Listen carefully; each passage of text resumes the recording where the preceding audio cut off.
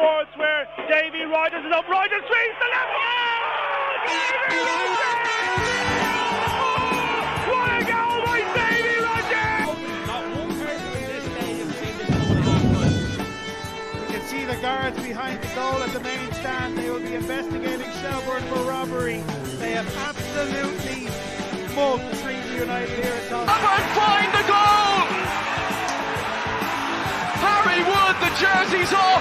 6 minutes to... Look at the bad one! What a goal that is! Hello everyone and welcome back to the LOITalk podcast. I'm your host John O'Gallagher and I'm delighted this week to be joined by Jamie and Jack. As you all know, Jamie is a Kerry FC fan, Jack's a St.Patricks fan. I just happen to be an unfortunate Cork City fan. On the eve week of the FAI Cup semi-finals. So we're delighted to have a few perspectives. Unfortunately, didn't quite get a Shamrock Rovers perspective this week, but we're delighted to have a couple of perspectives in that sense for the Cup preview. So I might just introduce you there first, Jack, because it's been a while since you've been on. Hope you don't mind me going to Jack first there, Jamie. But Jack, thanks a million for coming back on. And how are we feeling ahead of this LOI match week? Yeah, thanks for having me back on. It was an interesting week in the Premier Division, so looking forward to getting to talking about it. And big week, personally, for me, going back down to Cork for a semi-final. That's the job. I was actually supposed to be going to the game, but unfortunately, armchair fan duties caused. Surprise. Yeah, surprise is right. So, not able to go anymore, but enjoy your trip down to the real capital anyway, Jack. Jamie, how are you feeling ahead of the matches this week? I'm looking forward to my trip to Tala, and I'm looking forward to my trip to the Aviva in a few weeks. We're going to win the cup. I'm going to take a page out of your book and just be over optimistic. And I'm looking forward to it. Obviously, Rovers can win the league as well this week. They play in Europe and could go to a cup final. It could be an incredible couple of days, but I think they'll win the league. I think they'll get a result in Europe, but we're going to raid on that parade. Well, listen, I'm not going to mock you because I think if you look at the form of Kerry versus the form of City, they're both equally crazy shouts. So, and probably, and you could even argue that it's more of a crazy shout with the form City compared to Kerry.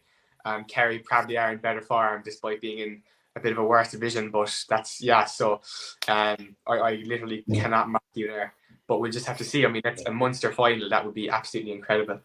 Lads, we're just going to start with the preview here. So the first game sealed Cork City's fate as automatic relegation, as Galway United won 2-1 at Avon BC Park. Look, absolutely shocking stuff for Cork City. Where did it all go wrong? I mean, we've talked in the podcast in the last few weeks about a slight improvement in our form under Ger Nash, and I think that's true to a certain extent. For about a month there, we got a good few results and a good few performances, against Waterford, against we even beat Galway actually in that run and all. We drew with Shamrock Rovers. So there was a bit of a promise there, you know what I mean? But just absolutely really shocking stuff to lose to Galway United, who I believe before this game were without a win since July or something like that, after the loss of Moses Dyer up front. So I think due to the results Cork City are confirmed relegated due to the result in Sligo Rovers. It's mathematical. It's as good as mathematical, other than perhaps goal difference, where if Cork City got an incredible couple of wins and Sligo got an incredible couple of losses, but it should be all sealed next week.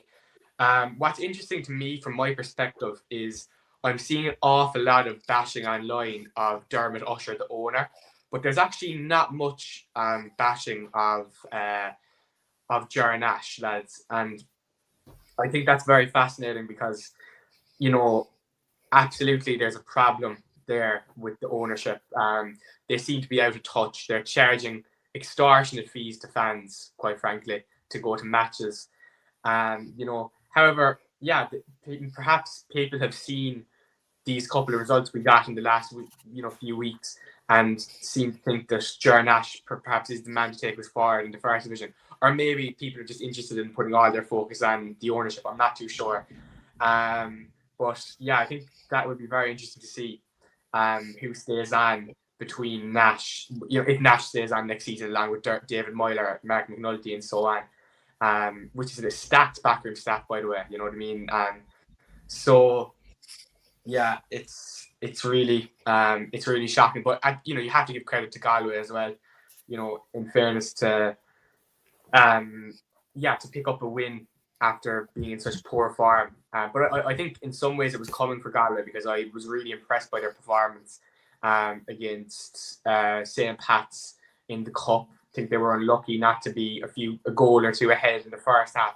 Maybe fell off a bit in the second half then, obviously. But yeah, so look, I'll quit my yap here, but I think in conclusion, really poor for Cork City, and I will stick to my prediction that they're going to win the cup. But I think it's I do think if they play like that, we won't score a goal against St. Pat's. So yeah, I'm going to go on to Jamie there next.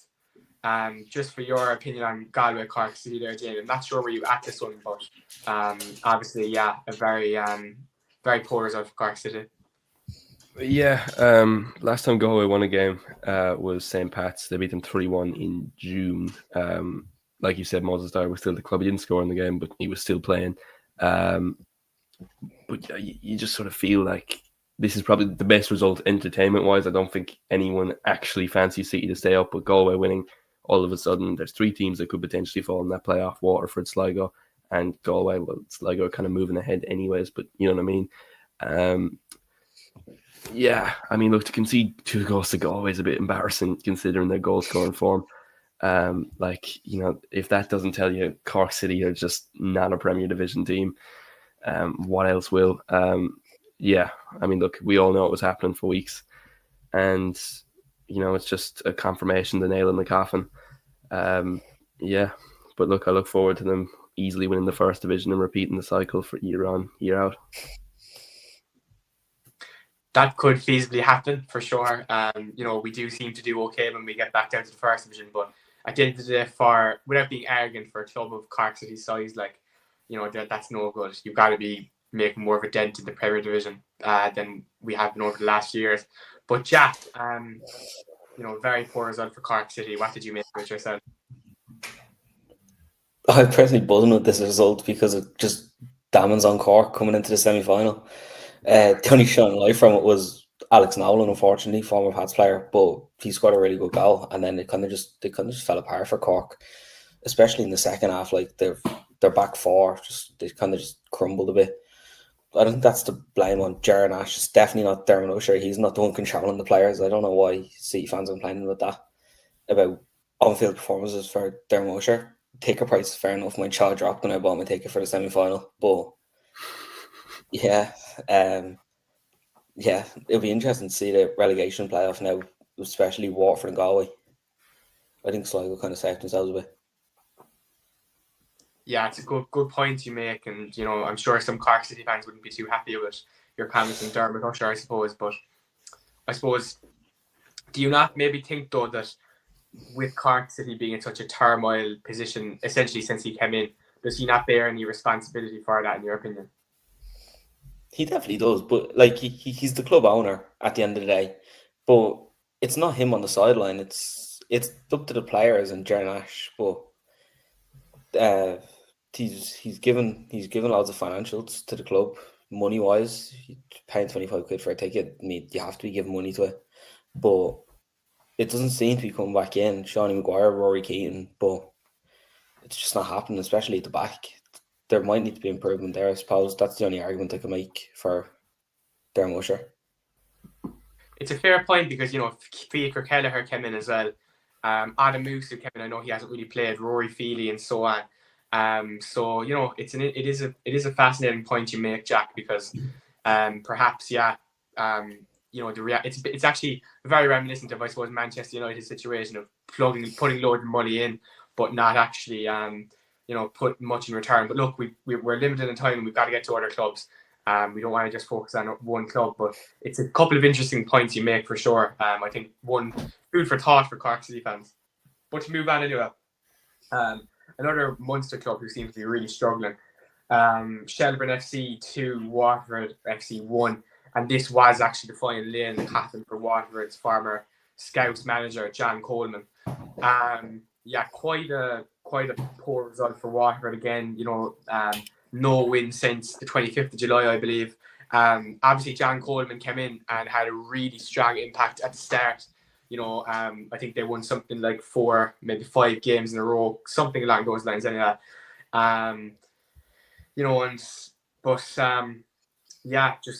just nothing since. And look, myself, when I look at Waterford, I don't think John Coleman was the problem there. I think at the end of the day, they're a feeder club, aren't they, for Fleetwood Town? And I think I don't think that's ever the best position to be in. Now, obviously, English League One is a world away. Well, it's not a world away. I think Shamrock Rovers would beat a lot of teams in League One, but there's definitely a gap between Football League One and the League of Ireland, I would suggest. So, to be a feeder club to that is not the best position. But yeah, look, you have to give credit to Shelbourne as well. Shelbourne with a really, they've been in good form under Joe O'Brien, and they're definitely in a, considering how other results went this week, actually, they're in a really good position now to land the European slot, top 4, top 3. And it's interesting, actually, Damien Duff was at the NFL there over the weekend, and he said, in a million years, he'd never make another decision. He was very delighted as poor English, but he was happy, that he managed to leave Shelbourne and bring and Joy O'Brien now he speaks with Joy O'Brien every day, and he thinks it's much better. So I found that very fascinating. But I'll leave us with that and go to Jamie. I think Jamie disagrees with me on the League One point, but go ahead anyway. Not a hope. Rovers win League One easily. Not a hope. I mean, League One's below it, and you saw that with the Josh Huna and stuff. He didn't want to go there. He wanted to play for Shamrock Rovers. You shouldn't be putting down the league. Rovers stay up in the championship. And I wouldn't say any other team in the league, but I think a lot of teams will be in the playoffs for League One. Definitely. I mean, Shells maybe on their day, Pats as well on their day. You got to big up the league, on the game.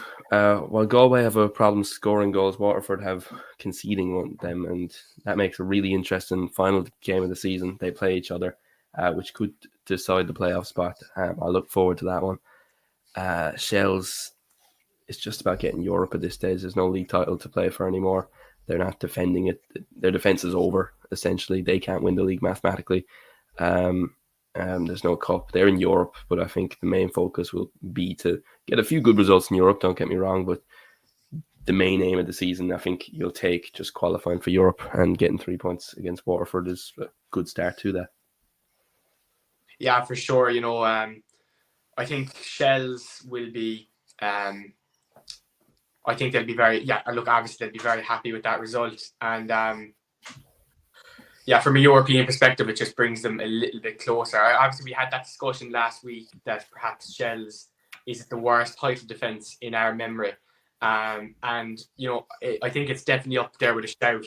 But if they can manage to land that European slot, it makes it a little bit for better reading for them, for sure.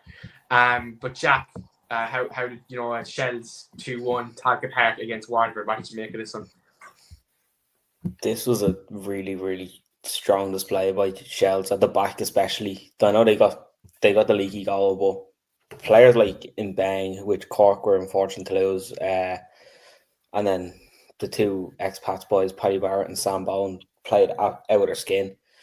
It took Harry Woods to score the penalty to get them back in it, and now they're looking like they're going to take Pat's European spot.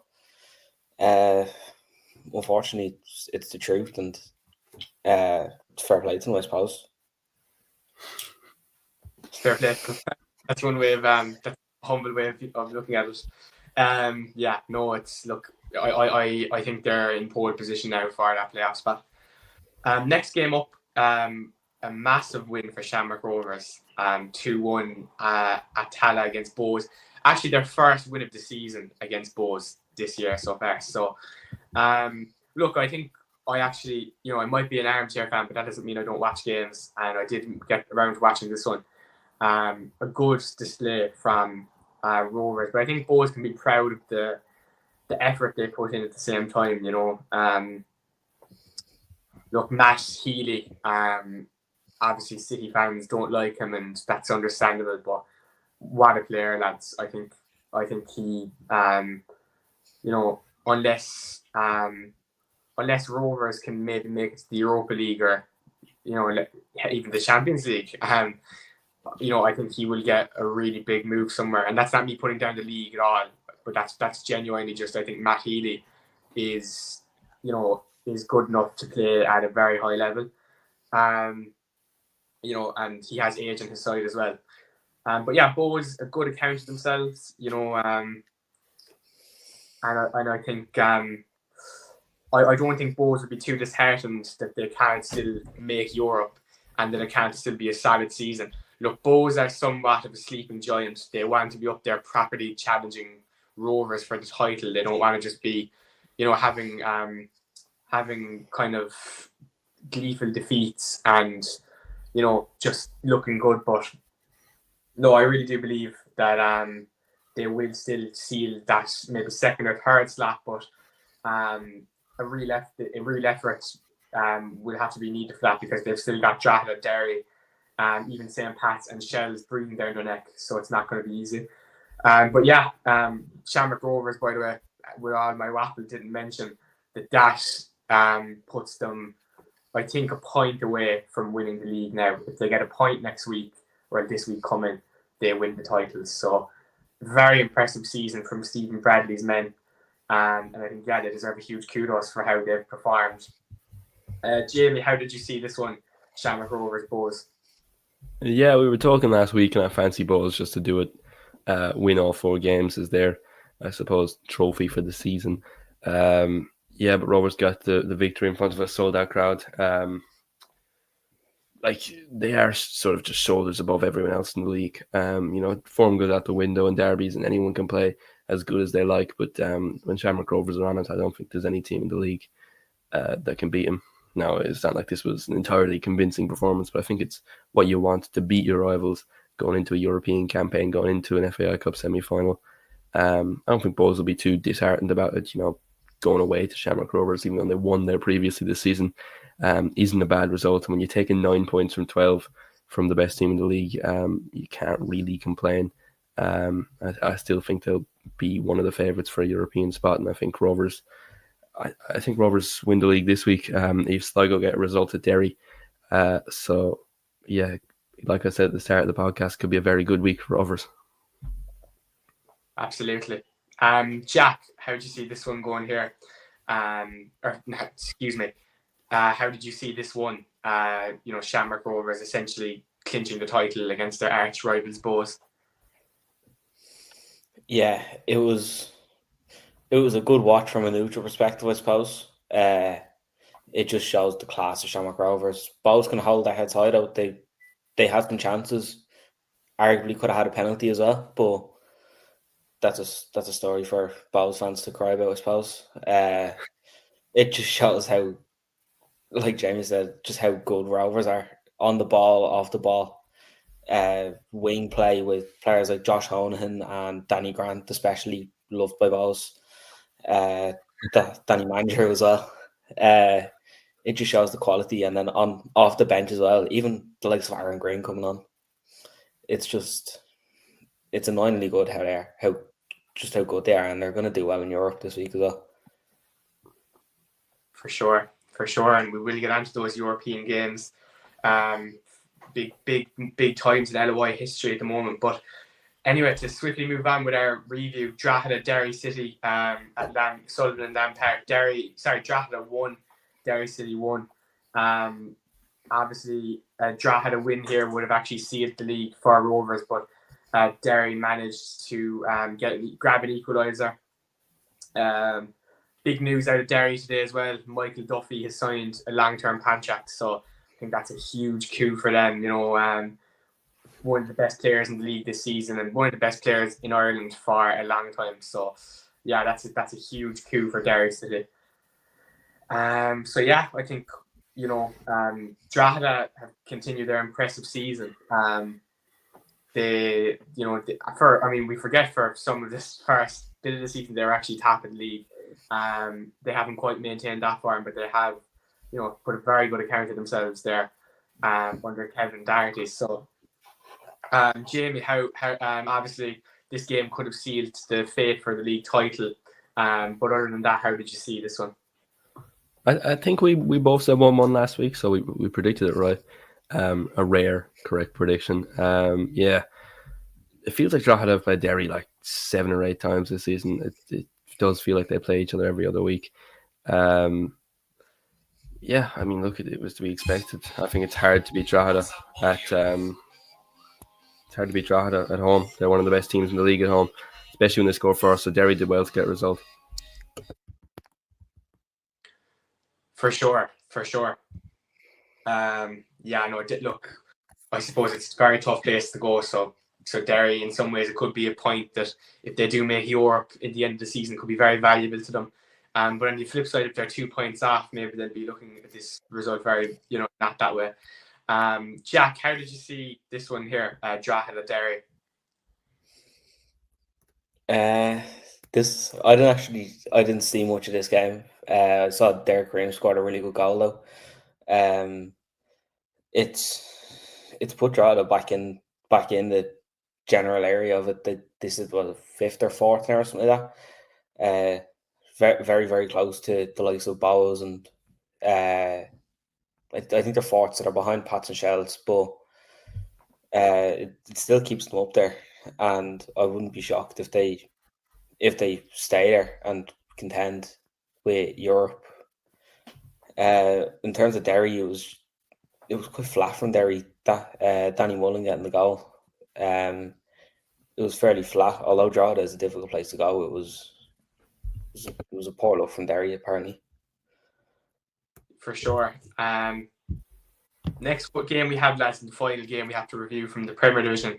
Sligo Rovers 1, St. Patrick's Athletic 0.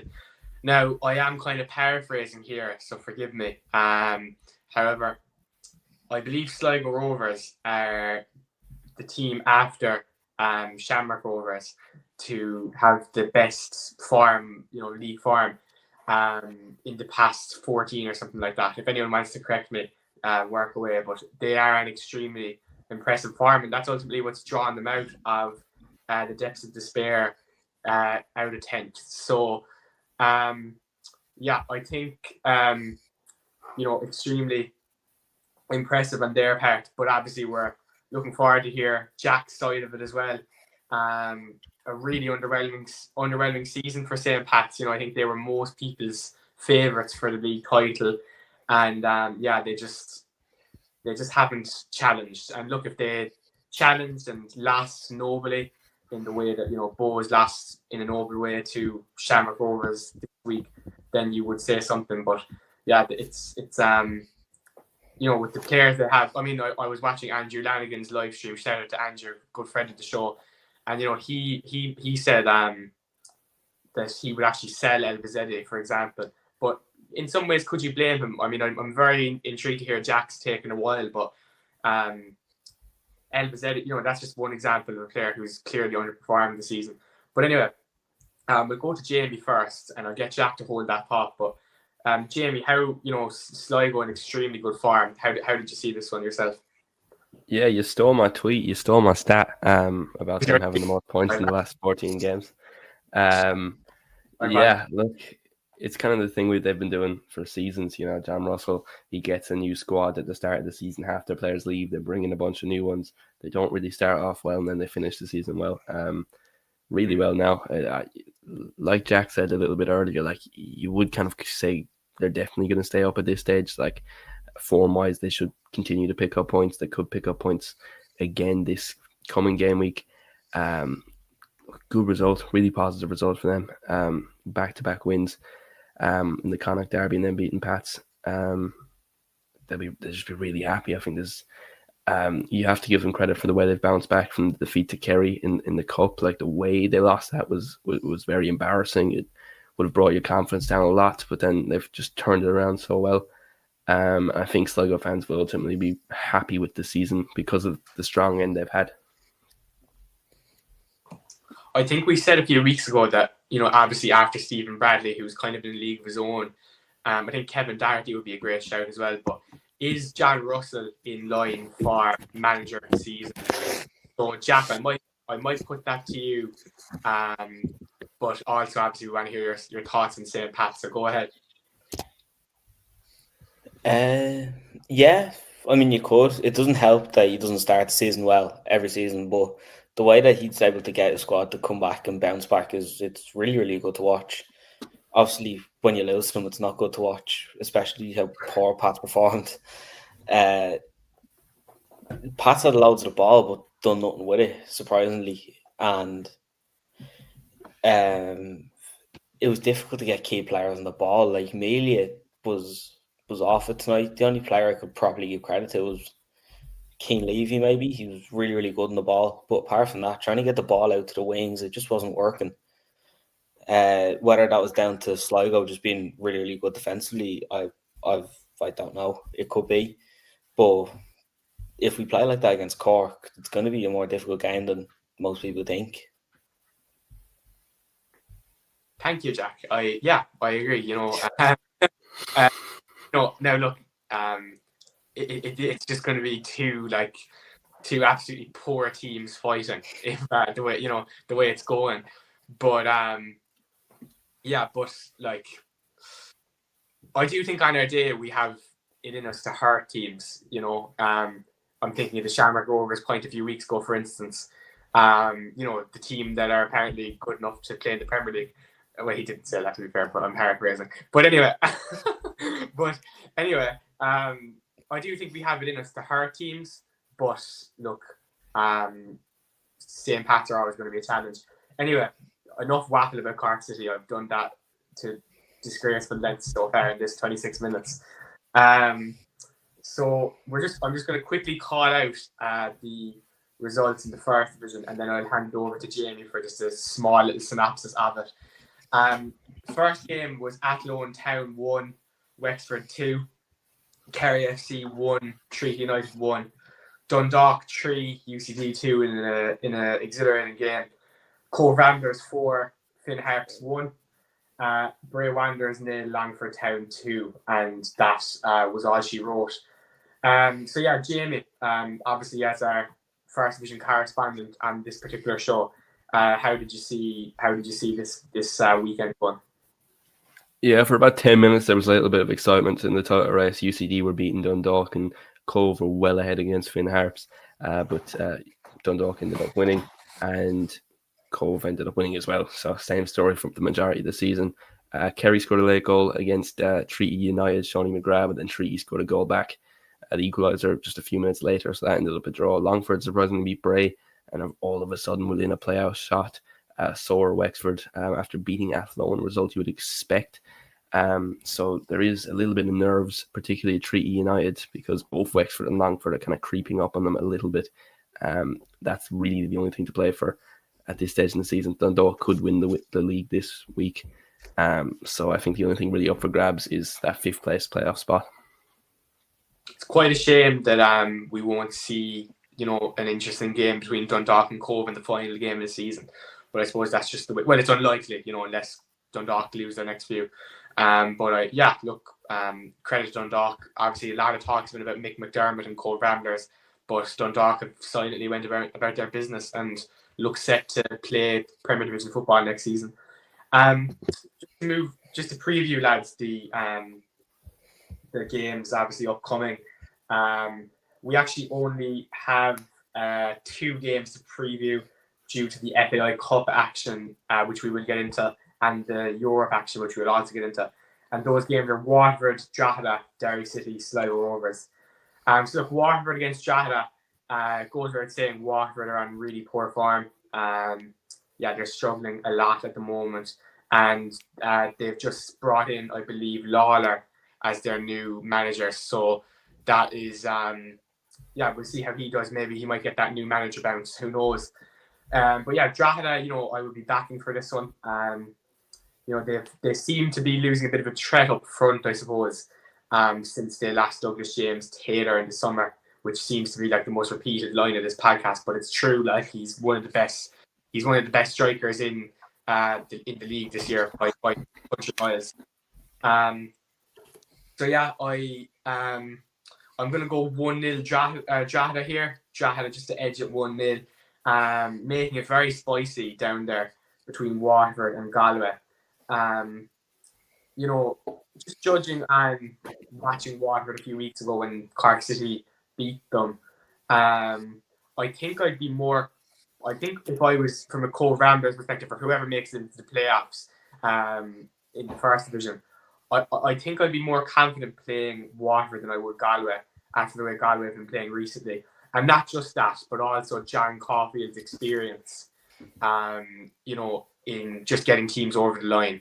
Obviously, Galway haven't been particularly impressive, particularly in the latter part of the season. But I do think John Caulfield's experience getting the team, they just don't seem as secure, I would suggest, as Waterford. Waterford don't seem secure is what I mean. So, yeah, it looks like there's going to be a real dogfight for 9th place, which is good to see. That we want as much competitiveness in the league as possible. But Jamie, one of the only Premier Division matches of this week, of this Friday coming, how do you see it going? Yeah, I'm feeling a bit of a new manager bounce. I think it would be funny with how bad Waterford have been defensively under John Coleman for them to keep a clean sheet and beat one of the teams that have been one of the best teams in the league this season in Drogheda. Ammon's still one of the best strikers in the league. I think he scores 1-0 win. And then again, that makes the playoff race a lot more exciting. And I would disagree with you on that. I think Galway are a far worse team. I would fancy Cove against Galway. Fair enough. I think Cove have it in them to beat both teams, to be honest with you. But I just look at John Caulfield. I think, I think he knows, he has that experience to just get over the line. But look, Mick McDermott has had a great career as well, so who knows. But anyway, Jack, Waterford, Drogheda, how do you see this one going? Like we touched on earlier, John Coleman was not the problem with Waterford, and I don't think it's not going to change much. I think Drogheda can easily win this 3-1, 4-1. Waterford they just look poor. I don't think one outstanding Padraig performance is gonna save them here. You'll get one or two, but it's the strength of Drogheda under Kevin Doherty with Warren Davis, all those type of players. It's a really, really good Drogheda team coming to a really poor Waterford team. Yeah, I completely agree, to be honest with you. Not much else needs to be said. I think, I personally, you're right there. Obviously, look, it's a good point. They were poor defensively under John Coleman, but I don't know. I think they might live to regret that sacking personally. But look, that could be a controversial statement. But I'm not sure what they've brought in is honestly much better. But look, new manager bounce, anything is possible. Next game of the Premier Division, Derry City, Sligo Rovers. Look, Sligo, as we documented, me doing a little bit of stealing Jamie's work there. Sligo are in really good form, but I still back Derry under. I am a believer in Tiernan Lynch. I think Tiernan Lynch has progressed them. I think he will do good things there in the long term. It's going to be a very interesting one to see. I suppose. Yeah, look, Sligo Rovers' quality is absolutely unmatched. I mean, Jed Hakiki particularly, we've all been talking about Owen Elding for most of this season, how good he is, but Jed Hakiki's been impressing me. Even that under-21 match, he was a kind of shining light in a very, very poor side that day, for example, But I do see Derry just edging this one and delaying Shamrock Rovers' party title hopes. Derry edging this one 2-1. But Jamie, go ahead. How do you see this one going yourself? I don't know if this exact result happened already this season, but this game just screams 2-2 draw and a couple. I think at least one sending off. Like that might have already happened that season, and that's why that's just in my head. But I just feel like it's going to be that kind of game. It's always feisty up in it's Derry Stadium is just completely gone from my head. The Brandywell. Right. I don't know. It'll be an exciting game. It'll be a much better watch than Drogheda Waterford anyway. But I think the main focus will be on the cup, which we'll get to shortly. We will get to that after Jack's opinion on this game. So, yeah, Jack, how do you see this one going? This is going to be very, very short because I don't see Sligo standing a chance here, especially with Michael Duffy after signing a new contract. He's still one of the best players in the league, like we said. That's another common phrase on the podcast. He's just outstanding, and I can see him start banging in the goals now. There was rumours during the week that he had fallen out with Tiernan Lynch, but that seems to be resolved, and he's unfortunately going to be back to firing in goals, and I can easily see this being the 3-0 Derry. Fair enough, 3-0. That's a ballsy prediction. But anyway, this is the really meaty stuff. This is what people have come for.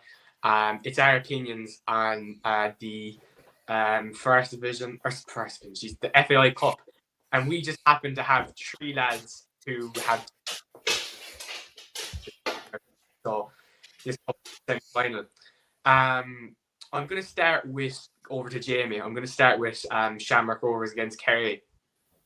Look, I see Shamrock Rovers getting a result here, but I don't think Kerry will embarrass themselves. You know, I think not that usually my predictions end up being wrong, so that's all I'm saying. But like, I suppose I do think Kerry will get a good fan base up to Tala and give a good account of themselves. And look, to get to us, it's been well documented our opinions on Kerry's success in the cup this year. It's quite incredible what they've done. So yeah, we'll see how it goes. But I'm going to just hand it over to my Kerry FC correspondent. How do you see this game going? Yeah, there'll probably be more Kerry FC fans in Tala than there usually is at Montague Park. There's 4 buses sold out, which is at least 200 people. I'm going up in the car with 4 other people. There's going to be a lot of people to watch us probably get battered. But look, it'll be a good day out. There will probably be more Kerry FC fans in the ground than Shamrock Rovers fans. Yeah, look, I'm not going to predict us to win. I'll hope for a goal. That's all I ask. Just one goal, one moment. If we can take the lead, I'm happy with that. Totally fair. Jack, so look, bit of a David versus Goliath situation here, but how do you see it going? It certainly is, and unfortunately, Rovers are going to take. Rovers will win here, unfortunately, but I don't see it being as comfortable because Rovers have got the trip from Prague back on Thursday, and depending on how that game goes, they could easily have the toughest 90 minutes of their life, and then come play Kerry and Tala with more Dublin fans from supporting Kerry than Dublin fans in Tala. I'm gonna try to get to the game, hopefully in the Kerry end, but I wouldn't fancy Kerry's chances that much. Yeah, I think that's fair. I think that's kind of what most people are along the lines of thinking as well, you know. But look, it would be just an incredible achievement. But anyway, we're going to move on to the other game. Cork City at home advantage up against St. Pat's. Look, I've picked the bones of the Cork City in this podcast so far, so I'm just going to keep it as brief as I can. But obviously, I've predicted us to win the cup, so that naturally means we have to win this semi-final. All I'll say is I'd be much more confident to have Matthew Murray back. I think he absolutely ran the show when we were in that spell of decent form. But look, we just have to make do if he's not there. At the end of the day, he's only a young lad. We shouldn't be relying on young lads, but I do think he is particularly, a special talent. But look, I'm going to say Cork City edge at 2-1. Obviously, I fall flat on my face if I'm wrong, so we'll see how it goes. But obviously, look, Pats are massive favourites. Nobody can underestimate that. Not quite David versus Goliath because Cork City are at home. Cork City are a big club, but it's, it is, Pats are massive favourites. They've got an unbelievable quality with Mason Media, Joe Redmond, and Joseph Anang, and so on and so forth. So yeah, we'll see how it goes. But I might just get to Jack quickly first because Jack can give us a little synopsis of, St. Pat's perspective. Maybe if you have any fears of City, or if you're just looking forward to play City with how poor our form is. But yeah, Jack, go ahead. How do you see this one going? I definitely wouldn't say I'm looking forward to playing City. I haven't been this excited for a match in a very, very long while. Saying that, I'm quite worried, to be honest. Like, I hate making excuses for Pats because we shouldn't be making excuses for the bulk of the team, but we still are missing key players like Aidan Keena, Ramal Palmer, even squad players like Anto Breslin and Sean Hoare. But that shouldn't be an excuse considering we only beat Cork, 4 or 5-0 last week or the week before. It still shouldn't be an excuse, but you never know what happens in a cup semi-final. Obviously, we played the 2023 cup semi-final in Cork, and that was a close game as well. 2-1, something like that. I would not like that from my heart. Right, I'd love a comfortable win and a safe journey back to Inchicore without any hassle and a cup final in the bike. Look, fair play to you for making the trip down. That's serious commitment. Stuff that I definitely could take a few notes from. But but that's, and you hope you enjoy the game. But I hope you don't enjoy the game too much, I suppose. But just briefly, lads, just one answer: who is winning the FAI Cup? I'll go to Jamie first. Pats. Stephen Kenny's the best manager in the league. He'll pull it off. I would agree with that. He is the best manager in the league. Well, Stephen Bradley, yeah, he probably is. But Jack, who do you see winning the cup? I love your confidence, but it's surely got to be Shamrock Rovers. Wait. It surely has to be Shamrock Rovers with the way they're playing in the Aviva. They obviously lost the Bows in the Aviva at the start of the season, but it's most likely going to be Rovers, unfortunately, as much as it break my heart being from Tala. Cork City. Right.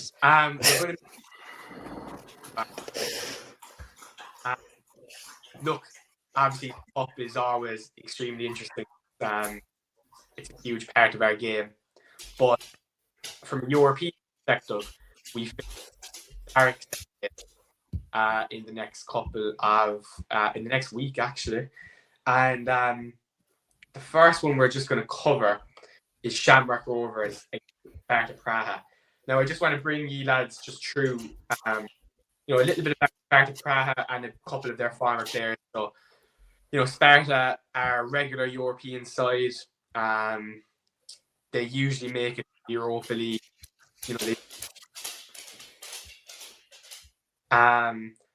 The likes of Patrick Schick started his career here, obviously a very high level. Maciej Kovar, who is now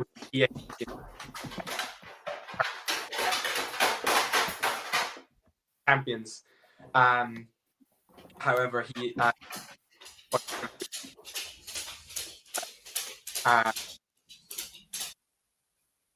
Maciej Kovar, former Bayer Leverkusen player. They've had Wilfred Boney play for them, who obviously is a bit of a footballing icon. But from an Irish perspective, another former Sparta Prague player is Diarmuid O'Carroll. Diarmuid O'Carroll, an Irish retired professional footballer who's worked in various roles, such as the FAI and so on. So look, they're quite a pedigree club. It's probably one of Shamrock Rovers' toughest ties that they're going to play, I suppose, if you look at the club size of all the teams. However, looking at their current team, another fun fact, current player they have is Garang Kual. Garang Kual is Aussie player. Obviously was at Newcastle United for a couple of years as well. Really, really quality player, good talent. But yeah, so look, there's no doubt. There's no doubt that Sparta Prague have quality. Up front, they've got Kosovar striker Albion Ramani, who has 5 goals so far this season. But yeah, look, I actually think Rovers can actually get a result here. We've spoken about their quality at length. They have a bit of experience now in Europe as well. I'm actually going to just choose not to give a prediction, because I think this is just so important to the league that I don't want to even be jinxing it. But I actually am confident for Rovers. That's all I'll say. Jamie, I understand you've been, really taking a special interest in League of Ireland clubs in Europe this year. Obviously, you've given big praise to Shamrock Rovers earlier. How do you see this one going? Yeah, Sparta Prague are obviously, like you said, a stonewall of European football. They're currently top of their own domestic league. So it's definitely a more difficult game than the game Shells are playing this week. It just screams like the kind of game an Irish team would be in Europe, where they play really well for 70 minutes. It's 0-0, and then they make a stupid mistake and lose 1-0. It's just what's happened a lot. I mean, it's what happened to Shamrock Rovers last year against Molde. I think it's going to be that kind of night. I don't want to be negative, but it's one of Rovers' tougher games.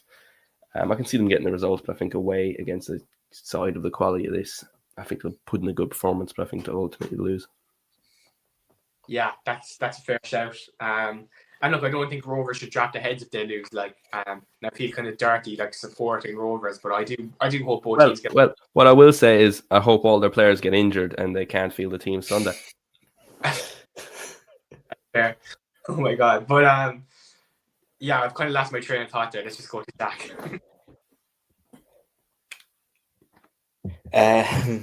Yes. I really, really hope Rovers do well, unfortunately. I really hope they do well against Sparta Prague, being, like Jay said, a European giant. But as much as I'd love them to do well, Sparta Prague have just got so much history. Going over to Prague as well is going to be difficult. I don't think many people are talking about how difficult it's going to be to go over there with the Sparta Prague fans around them. I don't think Rovers got many tickets either for the stadium. So it is going to be a difficult game, but if Rovers players get injured and Kerry go on to win and we've got them in the final, I wouldn't say no to that. Oh, bit of shots fired there. But look, what I would say is, if Rovers are to lose this game, not to drop their heads, because with respect to the teams they're going to play, one of the toughest draws. And now what I would say is, Sparta Prague were in the Europa League just I believe three seasons ago. So that is a clear sign of regression. Quarterfinals of the Europa League, and that's a clear sign of regression that now they're in the Conference League. So I do think Rovers have every chance, but look, it's one of their tougher games for sure. It's a big ask. Just to move on to the next game, we have Shelbourne up against BK Häcken. Now, this game is actually at home for Shells against Swedish side BK Häcken. BK Häcken, they're a decently sized club in Sweden. However, they are really struggling this season. They actually sit 10th in the Swedish Allsvenskan. Apologies if I butchered that. But yeah, they sit 10th out of 16. So for a club that's competing in Europe, it's not particularly impressive. They don't have any former ex-players of note that would be particularly known to much of the footballing world. And yeah, they are 10th in the Allsvenskan. Now BK Häcken fans would say, "Oh well, Shelbourne are mid-table in the League of Ireland, so what are you saying?" So it's fair enough. They are in the top tier of Swedish football. They formed on the 2nd of August 1940. So they're a team in Europe. It's always going to be a fierce challenge. Shelbourne have been hot and cold this year. They are in fairly decent form at the moment, but as I say, hot and cold. BK Häcken did win their last game. So look, it's going to be an interesting one to see. With Shells at home, I think BK Häcken do edge this one, if I'm being honest, because the Swedish league is actually quite a decent league. But I suppose, look, again, it's actually, I would say it's a similar level game in many ways to similar level playing field to the other games. So yeah, look, we'll see how it goes. And I'll just cap it off with genuinely all the best to both sides as they face their European journeys, because at the end of the day, we might not like Rovers and Pats when we're playing them, and Shelbourne when we're playing them, and we definitely don't, of course. But this will do all of our team big favours if they can perform well. So, look, I know some fans are very principled and they just won't support them no matter what, and I actually respect that. But yeah, I think we have to kind of put our differences aside for this one. Jamie, so BK Häcken up against Shelbourne, the reigning defending champions of Ireland. How do you see this one going? Yeah, like you say, BK Häcken are 10th in their own league, and they're the same calendar as the Irish league, so they're well into the season. So that's at least a glimmer of hope for Shells, especially at home. I think there will be a big crowd at Tala. Well, would you say it's a home match? I'd be interested how someone would describe that. But yeah, I fancy Shells get a result. I'm just completely going against everything you said tonight, John. It is what it is. I fancy Shells, at least a draw or something. It's really important for coefficient points to have two teams in Europe. We're quite a bit off the next progression up in terms of ranking to get a better spots in terms of qualifying. I believe we are currently 32nd or 33rd, and the next progression up would be 28th, which is about five coefficient points off. So we would need both teams to have a good campaign, and a draw for Shells would definitely be a semi-decent way to kick that off, especially with two teams here. It should be our best ever coefficient season, at least in modern history, quite easily as well. For sure. Look, the fact that there's two teams in Europe is like a huge sign already, but we want them to be competitive. We don't want them just going in there, taking part, like, I suppose. So, lads, that kind of brings us towards the end of the podcast. But it's been a really good one. We've had a bit of banter. We've had a few back and forths, which I think is healthy. But yeah, have the two of you anything you'd like to say to the viewers before we round off? Yeah, LOITalk. We're launching our new website on Friday. Really big thing for everyone. Something we've been working on for months for all the writers. So I suppose this is our audio platform or visual, but for reading and really breaking all the League of Ireland news. This is only weekly, but the website is constantly a lot of work, bigger and better things coming. And Friday's a very exciting day, both for the cup games and for us as a brand. It's really exciting times, and there's a lot of really hard workers here. No, it's been quite I'll be honest, it's been quite like an emotional day because and last couple of while because it seems like the work that many people in this organisation have been putting behind the scenes is starting to come to fruition, and we couldn't do that without you, the viewers. So all we ask is that you continue to watch, give us any criticism you want, any feedback you feel, and do our best to improve on that. That kind of brings us to the end of the episode. Thank you all so much for watching, and we'll catch you next week.